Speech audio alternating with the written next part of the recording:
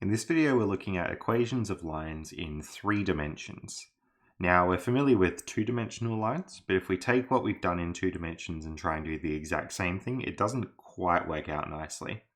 So it turns out we're going to have 3 different versions of line equations: vector, parametric, and Cartesian. In 2D, we only really looked at Cartesian, but you can do all 3 versions in 2 dimensions. So what I'm going to do is an example in 2D first, and then we'll scale up that same method to work in 3 dimensions. So we've got this line here. It passes through the point 4, 3, and it's got this direction vector 2, minus 1. That means every time I go across 2, I'm going to be going down 1. So that point will be on the line, so will all these points, and so will all these points. So we can sort of sketch up the line there. That is the line that we're looking at. And now we'll look at all the equations. So, find the vector equation of the line. So the vector equation looks like this. We just say R is any old vector, and you take the starting points, that's 4, 3, plus a scalar, which we usually call lambda, 2, minus 1. And we say that lambda is in R. Now this little symbol, lambda, is usually the one we use for lines. Sometimes we use t instead of lambda if we're talking about time. You can also write the vector equation like this. You can smoosh it all into one big vector: 4 plus 2 lambda, and 3 take lambda, with lambda in R. So those are your 2 options for the vector equation there. Now, I really want to point out what sort of happens at various different values of lambda. So you can sort of imagine with this equation here, if we have lambda equals 0, I'm just going to be left with that point 4, 3. So you can see that point there is lambda equals 0. If you imagine something like lambda equals 1 and you plug in, probably easier to visualize plugging into that equation, you would get 6, 2. So this point here is lambda equals 1. And if you wanted, you could just have all the other points. So when you plug in lambda equals 2, you get the point here. Lambda equals minus 1, you get the point here. Something like lambda equals 0.5, you would get the point right in the middle there. So that's how that lambda thing moves you back and forth along the line. This isn't the only way you can write the equation of a line, because we could have picked any starting point as long as we had a point on the line and a direction vector. Okay, parametric equation of the line looks like just pulling the x and the y bits out of the vector equation. So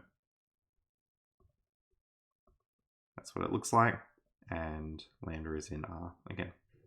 Parametric and vector are almost the same. Now, Cartesian equation, we can sort of expect what it's going to be. The slope is minus 1/2 and the y-intercept is 5.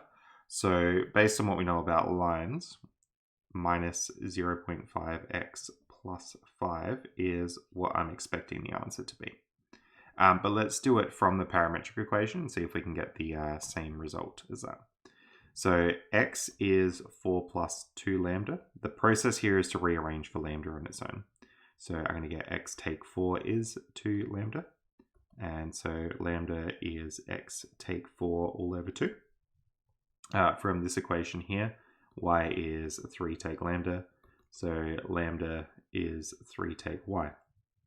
Now, because we've got both of these equaling lambda, that means they both equal each other. So therefore, 3 take, well, I'm going to go x take 4 over 2 is equal to 3 take y, because they both equal lambda. Now, we can rearrange that for y equals. Normally, by the way, this would be fine for Cartesian form with like a 3D line, but we'll rearrange to see if we can match what we thought Cartesian form was. So x take 4, we double everything, so 6 take 2y. I can then move the 2y over here, and I can move the x over there, and I can actually move the 4 over there as well. So we can halve everything, minus 0.5x plus 5. So yes, it is what we thought. So that's how it works in 2D. This is like a little other one that we can do. So convert this line into parametric form. Y is 3x take 2. So you can go backwards. What we usually do is let x equal lambda, and then y is going to be 3 lambda take 2. Done. There's your line in parametric form. Lambda is in R, and that will actually work. Okay, 3D example. State the vector equation of a line doing that.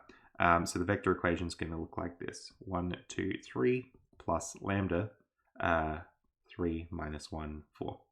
And you're probably seeing here now why the vector form of the equation makes it a lot easier to deal with, because it's not super obvious how equations like that would scale up to incorporate a z, but the vector forms scale up really nicely. That's literally all you do. The other one, like the other way you could say it, is you could write it as one big vector, 1 plus 3 lambda, 2 take lambda, and 3 plus 4 lambda. I'm also going to be saying that this is the position vector and the direction vector of the line, so watch out for that terminology. Now, do these points lie on the line from question 1? So if we try and make this point lie on the line, I would need lambda equals 1 to make that happen. So 1 plus 3 times 1 would give me 4. I'd need lambda equals 1 to make that middle one happen. But if I try and set lambda equal 1, it doesn't work. Lambda can't equal 1 because I would get like 7 there, which is not 2. So the answer to this one is no, it won't lie on the line. For this one here, if I want to make minus 5, I'd need lambda is minus 2. If I want to make 4, I'd need lambda is minus 2. And if I want to make minus 5 there, 3 plus 4, lots of minus 2, would give me 3 take 8. So yeah, lambda is minus 2. So this is a yes. That's how you can check if they lie on lines. You check if there's a lambda value which works to give you all 3 points properly. Okay, next we got 2 points. So we need a position vector and a direction vector. So our position vector can just be OP. So that is 301. And our direction vector. Now we don't actually have a direction vector yet, but we can get it pretty easily. It's just P to Q. So it's 1, 0 up to 2, so it's 2, and then 1 up to 6, so that's 5. So the vector equation of this line has got to be R equals 301 plus lambda, lots of 1, 2, 5.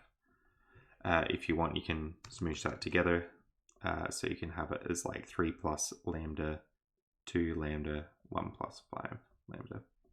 In both of these, lambda is in R. Now, it's really important. This position vector here is optional. Like, I don't want to say optional, but you have a choice here for which one you use. So, or we could have used 4, 2, 6 plus a different letter. I might just call this, let's go alpha, lots of 1, 2, 5. So that could also be an equation of a line. And if we want to smoosh this together, it's 4 plus alpha, 2 plus 2 alpha, and then 6 plus 5 alpha. Now, these are both the same line, so they are both correct. Now, in case you don't believe me, we could pick lambda equals 0 for this one, and I could get a point here, 3, 2, 1, which is on the line, 3, 0, 1, sorry. Now, could I get 3, 0, 1 on this line? Yes, I could. I have to set alpha equal to minus 1. So you have to set the parameters to different values, but as long as you have got your equations correct, you should be able to find a value no matter what you pick. So I could pick like lambda equals 100, and there should be a corresponding alpha value, which also gives me that point over here. So they are the same line. Okay, convert your line from question 3 into parametric form. So parametric form is really easy if you've got the vector form. It's just x is 3 plus lambda, y is 2 lambda, and z is 1 plus 5 lambda. Lambda is in R. You just pull out the x, y, and z components from it. And in Cartesian form. So we went sort of the long way, which might have felt a bit silly on this question in 2D, but when we're in 3D, this is what we do. We rearrange everything for lambda. So x is 3 plus lambda. Therefore, lambda is going to be x take 3. We've got y is 2 lambda. Therefore, lambda is y over 2. And z is 1 plus 5 lambda. Therefore, z take 1 equals 5 lambda. Therefore, lambda is z take 1 over 5. Now that we know that all three of these things are equal to lambda, we're going to write our Cartesian equation.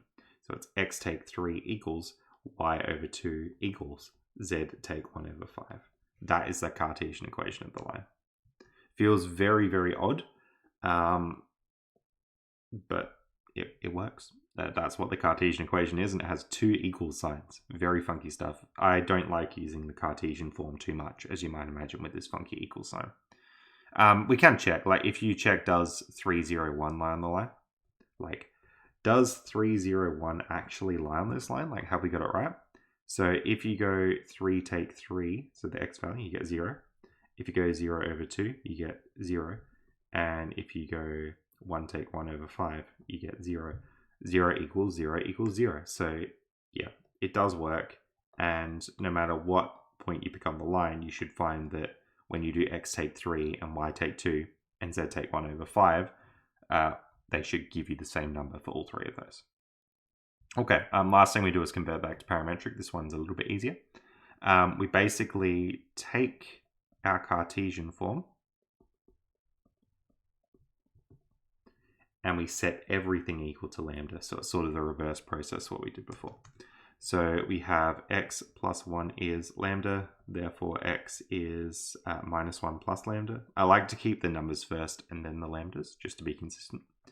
We have y take 3 over 2 is lambda, so y take 3 is 2 lambda. So y is 3 plus 2 lambda. And we've got 2z take 4 is lambda. Therefore, 2z is 4 plus lambda. Therefore, z is 2 plus 0.5, lots of lambda. And if we want, we can put that in parametric form in full. So we just write out x is minus 1 plus lambda, y is 3 plus 2 lambda, z is 2 plus 0.5 lambda. Lambda is in R.